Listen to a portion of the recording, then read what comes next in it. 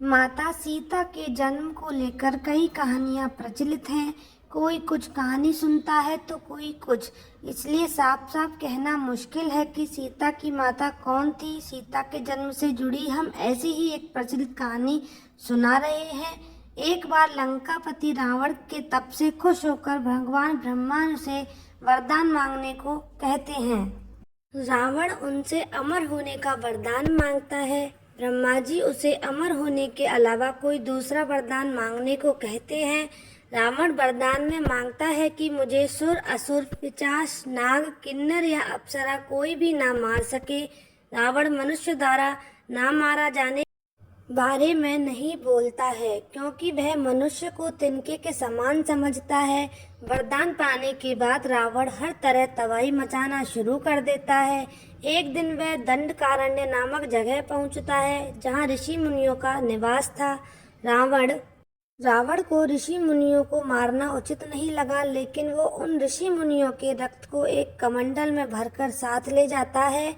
वह कमंडल गृत्समत ऋषि का था, जो पुत्री की लालसा में माता लक्ष्मी से प्रार्थना करते हैं कि वह उनके घर पुत्री के रूप में जन्म ले। इसके लिए गृत्समत ऋषि रोजाना पूजा पाठ के दौरान पवित्र मंत्र पढ़कर दूध की कुछ बूंदें कमंडल में डाला करते थे, जिसमें रावण रक्त भरकर अपने साथ ले गया था।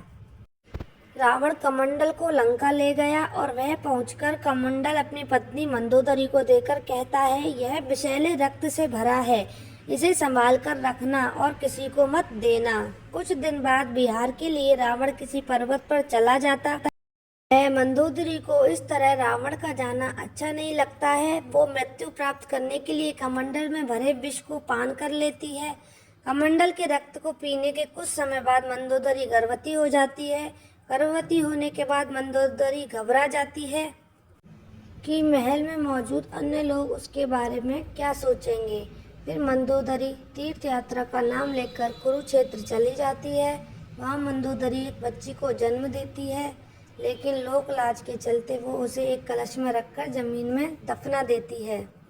कुछ दिनों बाद राजा जनक भी कुरुक्षेत्र जाते हैं। जब वह जमीन में हल चलाते हैं तो उन्हें वहाँ कलश मिलता है, जिसमें मंदोदरी ने बच्ची को रखा था। बच्ची को कलश से निकालते ही आसमान से फूलों की वर्षा होने लगती है और साथ में आकाशवाणी भी होती है। आकाशवाणी में राजा जनक द्वारा उस कन्या के लालन पालन की बात कही जाती है। हल के आगे का नुकीला भाग से टकराने की वजह से कलश मिला था, इसलिए राजा जनक ने कन्या का नाम सीता रखा।